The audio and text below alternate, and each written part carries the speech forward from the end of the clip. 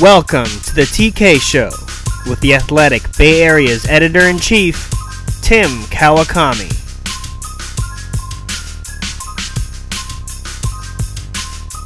Hey everybody, Tim Kawakami, your TK Show, recording live from Warriors headquarters, Warriors practice site. The Warriors just wrapped up the practice here, and can't believe we got a special guest who's never been on the show before, debut on the TK Show. Talk to him all the time. One of the real important figures, the most important figure, I'd say, in the Warriors organization, frankly. That Kerr guy, maybe, that Myers guy, Curry, maybe. But great to have on as a guest. Bruce Fraser, assistant coach. You know him well from his workouts before the game with Steph Curry and Klay Thompson and Kevin Durant, a few other guys. Bruce, how you doing today? Great to have you on. Doing good. It's nice to be back home. Yeah, a little warmer. A little warmer, a little more friendly, and get a little more rest. Yeah, just this team has had through an interesting season, and you're so connected to the kind of spirit and the emotion of the team. So good on the road, so energetic, so lively. At home, sometimes hasn't been. Yesterday, the first half against the Knicks wasn't quite there. How do you kind of explain that into yourself, or what do you think sometimes goes on with those biorhythms? That's one of the things that I haven't been able to figure out, honestly. But you know, I think it's kind of a common thing in the NBA. People talk about it. The game you return from the road is always a tough one. So I think you saw that last night in the first half. With we were a little lethargic and not as sharp. You know, we were getting good shots but not making them. Yeah.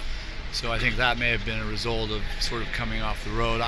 I can't really explain some of the other losses at home this year, and I can't explain why we've been better on the road. I think, you know, it's all the things that have been talked about, but you know, being in our fourth year, our fourth run at it, I guess, and I don't know. I think there's not as much of an urgency because we know what's ahead, and that may be good or bad, but the good thing about our team on that sort of front is we have no dysfunction as you're seeing on other teams in the league. And oh man! So I think the negative is sometimes we aren't as energetic as we should be. The positive is that our locker room is collected and unified, and some of the other locker rooms around the league are not. Nope. And I think that's a powerful thing, and we still have that. Is it the same kind of unity that you've seen through the years, or has it changed? Has the locker room kind of chemistry changed a little bit? No, it's relatively the same. You know, we have some different pieces, so the personalities change, but the unity has not changed, and that comes from the top. That, you know, it's Steve and Bob and our captains. You know, Steph and Andre and KD and Draymond, Klay. Those guys sort of carry the torch, and everyone else follows. So it's the most important part of our culture, is that collective unity, and that at the end matters more than the day-to-day energy that you see and don't see sometimes. And so that won't change, and at least for the near future, hopefully never. But that is our key. That is our sort of nugget, and that's still very powerful and prevalent. Now, some of these guys have gone through some injuries this season. Steph, Kevin, have you seen anything different from them having to adapt to some of these injuries? You work out with these guys. Have you had to adjust, like even Steph's workout at all? Well, when he was, you know, anytime a guy comes back from an injury, there's an adjustment in the workout. Sometimes they need, you know, most of the time they need wind, sort of, so you need to get them moving around more and more energy in those workouts. But I think, you know, you can always take the silver lining. I think Steph's injury actually helped him a little bit, even though I would never want him to be injured. But I think it gave him a chance to, one, rest a little bit, and two, sort of view the game from the side. And he even mentioned that he watched the game on TV. Watching his own team play on TV was weird for him at home. So I think it gave him a chance to watch and look at the game a little bit differently. And Zaza Pachulia has some important message. You got better. It helped you. You got hit somewhere last night. You got hit somewhere that really hurt, apparently. It really hurt. He was mad at me before the game, and then He actually performed You well. hit him? You hit him there? Accidentally with a ball. It was a pass that went awry. So I was joking with him that maybe we should do that every game based on his performance last night. I didn't realize that happened, and he pantomimed it pretty painfully there. He was good.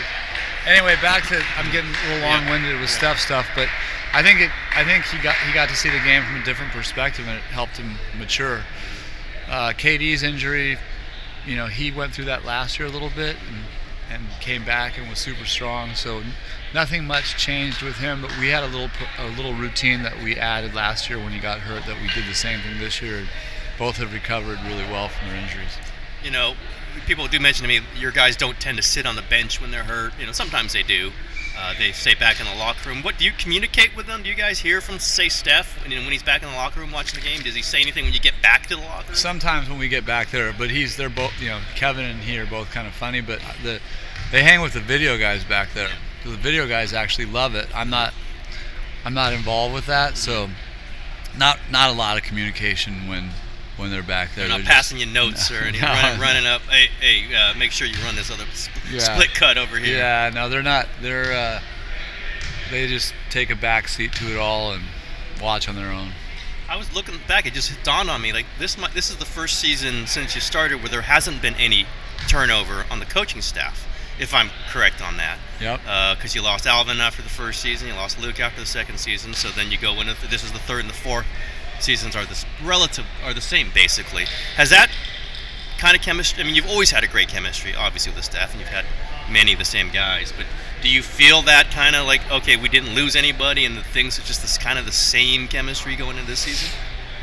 Yeah, I mean, you can go. There's two ways to answer that question. Sometimes it's nice to have some fresh blood, but I would rather have it, be the same. And it's been really good, I think, with Mike, because this is Mike's now second year with us, and he's used to the way we do things, and he's gotten, I hate to say better because he was good when he came, but he's more comfortable, and really, he offers really good insight into what's happening. Ron is always Ron, and he's a staple for us. Jaron, and I feel like the younger guys, the video guys, have kind of picked up some slack too. So, having the same stuff is great, and as long as you're successful, and we've been successful with it. So, not much change there. That's been good. We talked about that when Steve was out. The two times, everyone kind of had to do more. Everyone kind of had to grow. Did you see that happen even in the playoffs last season? Yeah, because obviously Mike steps into that seat again, but the playoffs are entirely different. Lots more strategy, lots more, more adjustments each game. And the good thing is we had Steve to help on the side with that. He just wasn't able to manage the games, live. But his voice, his mind were really valuable when he was out. And then Mike was experienced and could step into that seat and manage the game. I actually thought it was pretty powerful because Steve's messaging at halftimes and pre-games were great. A great addition to Mike's voice during the game and also in those moments. It was a unique thing that you wouldn't say, let's try that. That'll be great. Like because you'd rather have Steve in that seat. But Mike was amazing, and having that Steve, having Steve as a voice in those moments were really good. What was that experience like, being so close to Steve? We talked about it when he was out the previous season, but through the playoffs, obviously it's a whole different spectrum of what you're going through. Did you know that he would make it back in the postseason, or no. Was that a little bit of a surprise to you? Yeah, I mean, I was a little surprised that he was unable to even to not do it, but then once he was out, it was just one of those things that you don't know. You're hopeful because he's so good and we need him, but like I just said, he was really good. It's a really powerful thing to have his voice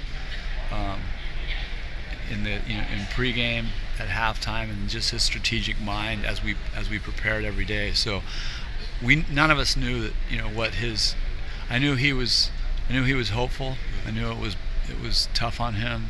emotionally to not be able to be out there with us, and I'm glad he made it back. It was kind of fitting that he made it back and we won it all. It was pretty cool.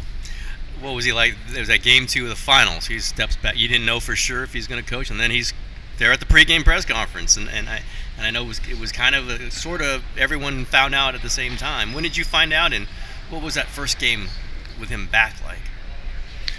Well, we were all excited, but my memory is usually pretty good. I felt like he said he might coach during the day. Mm-hmm. He was thinking about it, and I was surprised. And then he showed up that night and said he was gonna coach. So I was surprised again, but actually happy. So it was a cool moment for us to get him back. I mean, he's our leader. He sort of defines everything with our culture and our players. And so it was. I mean, I don't want to get sappy, but as a really good friend, it was cool to see him back there. How important was it for him to make it back? Oh, it's huge. I mean, he finds value in life in lots of ways, and he's pretty balanced, but he loves coaching.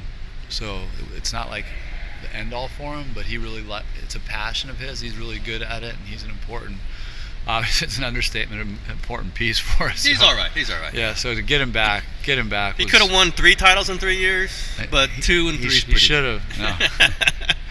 No, he's. I mean, if you look at his record, and obviously, he's humble, and we sort of fall in suit with that. But we have amazing players, but he's done a really good job to put them in big pots, so they all grow pretty well.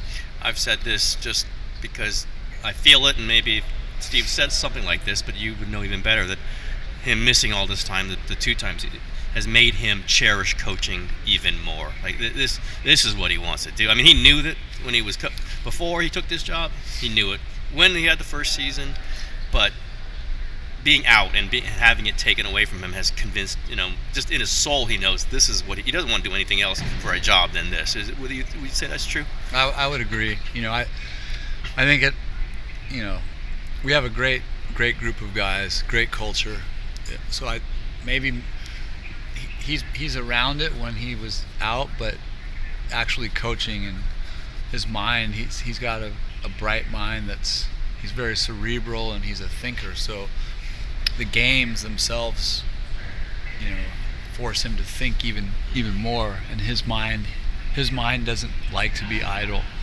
He's not one of those guys that sits around and plays games, or he's a thinker. Mm-hmm. So it's important for his mind to be active in games, and our team and the function of it all helps with that. So I guess, being out is one reason why he missed it. I think when they hand you the ring at the end, that's pretty cool too. So I'm thinking that he likes to win. He's won in a lot of places. Yeah. So there's a competitive spirit, there's a cerebral intelligence, and there's a emotional connection that all those things play into, I think, his passion for this. He doesn't love the question, but you're around him. Is he feeling better? Recently I think he is.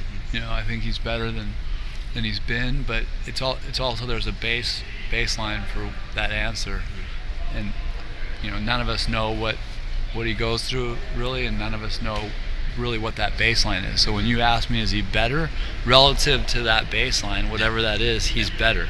But we're all still hopeful that he one day wakes up and feels great. I know he is. He has mentioned that just a little bit. He might pay $100 million if he could just know that was going to happen the next morning. But I just think it's from the interaction is how I judge it, from his energy, and I think and he seems to be putting on weight. Mm-hmm. For a while there he wasn't.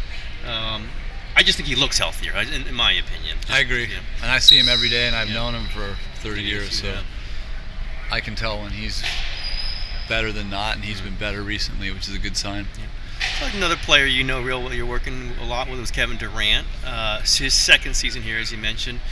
Do you feel him maybe different this season than he was last season? Is it a more comfortable? I mean, it wasn't a huge. We all wrote about the adjustment he's having to make, but I don't think it was that big last season. He's a great player playing on a great team. But do you feel like this season is easier for him?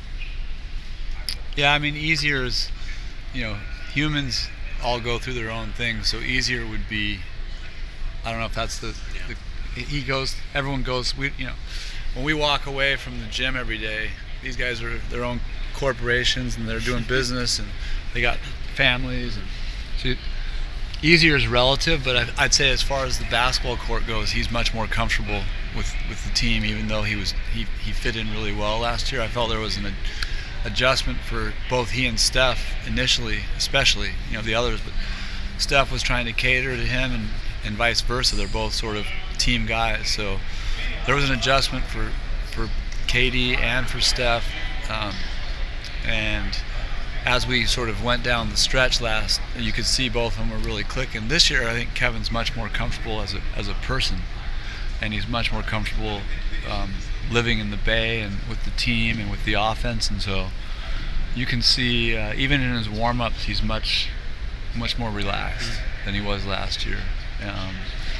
and I don't think that's not a product of our warm-up. It's a product of his mentality towards the game and approach and his comfort level with the team.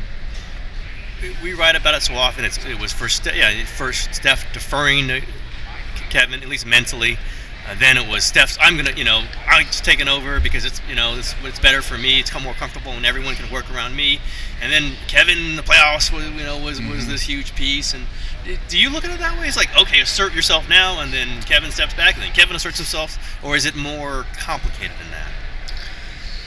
Well, I think it's more complicated, but not in a way that there was dysfunction or. I think they were both trying to do what was better for the other, which was less for the team. And once they both realized that they could be themselves and they don't even really go back and forth. I just think it's with our whole group, how can we get the best shot, and at times who is that for, but really how can we get the best shot and how can we be our best. And I think they both realized that within all that, being their best was just being who they are, and not necessarily catering to the other. And so Kevin, I think, figured that out first. And I don't think Steph just went into it and said, I'm not going to worry about that, but he got his scoring mentality back and realized that didn't really affect Kevin or the rest of the team. It was actually beneficial. And that gave him his freedom back to play the way he's used to playing. And Kevin had already been playing that way, and then when he came back, he was accustomed to it from his injury, so everything started to really gel. I think it was a natural progression that we had to go through to get to where we did with it all. We got JaVale coming by. We're just right in the alleyway here. It's awesome. Right in the alleyway. We've talked about is Steph at the absolute peak of his athletic career right now, would you say? Well, who knows what that peak is, but I would say that he's better now than he's ever been, so I would never. Steph's so amazing that I would never put a ceiling on him and say the best he'll ever be, but I'd say he's better than he's been so far, and I think it's a maturity of his mind and of the game, and he's got his body. He knows his body even better now, so his body's, aside from his injury, in a great place with his strength and his conditioning, and then his skill. His shooting's been pretty incredible. I don't know how his numbers rank relative to the past, but he's not mentally, when he misses or things aren't going well for him, that doesn't bother him as much as it might have in the past. Yeah, he was at 38% when he got hurt from three. That's the number I always, because he's ridiculous from two. By the way, he's unbelievable from two, and he's up to 41 now. I think he might even be right around 41.2, 41.3. Do you have a feel for those numbers? Are those numbers something you pay attention to, or is it just you're looking at how the shot looks? Yeah, I don't look at the numbers because he's a good shooter, right? He's pretty good. He's pretty good, I think. maybe the best in the world, arguably. I don't ever look at the numbers unless there's a reason to. I judge it by how his shot sort of is going into the basket and how it looks, and so he's been really sort of fine-tuned with his shot lately. Once he got his second injury recently, hurt him a little bit with right that. here, Yeah, just shooting. But so he hasn't been as sharp since then than he was when he first came back. But that's not a concern. I mean, he's Steph Curry. He was shot it really well today in our workout. So he'll be, whatever that number is, he'll be back and probably even better than that. You've worked with him so closely since you got here. Has that workout changed at all? Have you adjusted and adapted anything? Yeah, I mean, part of working together for so long is you establish routines that are really good, because Steph's a routine guy, so he likes to keep a lot of the things the same. But routine can get old, and so I try along with him. It's always a collaboration to keep things, to decide what we're going to do, and I try and keep things a little fresh if I can by being creative with those workouts, but it's nothing specific. It's not like, it's just, and Steph's always game for a competition where he's got to beat a number. So that's always a good way to activate his mind and his competitive spirit. Who comes up with the kick, run routes, all that stuff? Is there Steph's routines, or there's Nick's routines, your routines? That comes from the Riley Curry side of his brain, I think. So,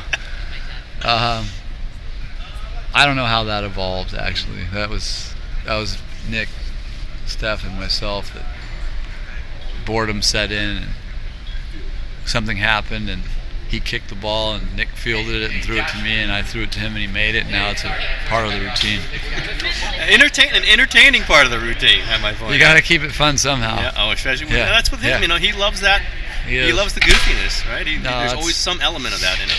In a great way, part of his personality is humor, and keeps things light, and no moment's ever too big, and he's never above anything. So he's amazing to work with, just in the sense that he's got an unbelievable personality and unbelievable sense of humor. Another guy you're real close to is Steve Nash, and he's a guy who works out with you, who has a role. Special assistant, I think, is his title, whatever it is. The consultant. Have you seen his role adjusted? And what he mainly is working with Durant, but I've seen him work with some other guys too. I mean, he's got a unique role because you don't see a lot of the stuff he does. He worked quite a bit this summer with Kevin Durant, and he and I and KD would meet in LA and work out. And then when he's here, he'll help Steph out. And he and KD were really good friends before KD got here. So, and then he'll help some of the young guys with stuff. So that's one of his roles, is player development and sort of helping them get better. He as a player himself was really innovative with the way he approached the game, so he brings a unique mindset to player development that's not your normal cookie cutter workout. It's like some of that Tai Chi looking stuff, right? It's real. It's almost like, why are you doing that? Yeah. But if you ask him and you start to analyze it, a lot has to do with it's sort of incorporating the strength and conditioning side into the basketball side. And there's lots of balance and elongate the muscles. Just get them firing. More than elongate, I would say activating the muscles, pre, and then marrying bottom of shot with top, so it's one piece instead of two pieces, and then balance and just rhythm of it. So we could go on for a long time on Nash's player development stuff, but he's also really good as a basketball mind for Steve and for the coaches in strategic ways, and also for the players. So he was a two-time MVP himself and self-made, similar to Steph, where they weren't these superheroes, and so he had to play the game at a high level through his mind. And so I think, aside from his development, he's really, really good with the strategic part of the game. He gives Steph different ways to look at things, same with Kevin. And then he gives Steve ideas as far as what he sees, and that's really, really shows, really, really good in the playoffs. Yeah, I was going to say, mostly in the playoffs. I think, anytime he's here, we're talking about the team and what we can do better. When you get in the playoffs, you're talking about your team, obviously, but you're also talking about the other team a lot more. Yep. And it's not like Nash comes in and says, this is what I would do against Minnesota. Not to mean Minnesota, but he'll come in and say, this is what I see with our team right now. So it's more, when he's here now, it's more about our team. When we get in the playoffs, he's a bright mind. I actually think that he'll probably coach someday. Yeah. But I think it'd be like a Steve Kerr type thing where he doesn't do it initially, and 10 years from now he may, because he's so good at it. I was thinking he might be an executive, but like Steve was an executive first. Yeah. But I was thinking he might be executive for this team. I think he could do that, and he'd be really good at that. He's sort of an executive for Canada. Yeah, he's a GM of that team. Yeah, and so he's involved with that. But I think his real strength is in the game, and not to say that the executive side isn't in the game, but I think he's just so talented, and he could establish a culture like we have here, and he sees the game from a coach's mind. And I would say that if he were to get back in the game and devote his time to it, that coaching would be the place that he should be. If he decides that he wants to enjoy his life a little more, have fun, then I think he probably won't get back in it, and that's what he's thinking now. He's just dying to get back and do podcasts. I think down the road, he'd be a guy that I would bet on to be a really good coach. It's that life in Manhattan Beach. He likes it. He's got it pretty good. Pretty good. Every time I talk to him, it sounds pretty good. Yeah. All right, Bruce. Listen, I can always talk to you forever and ever, but I appreciate the time, appreciate the conversation, and your insights are important to me about this team. So I always want to tell you, and I want to have you on. I can't believe it's taken this long. So, all right, appreciate Bruce. it. Thanks a lot. Thanks, Tim. That's a show. All right.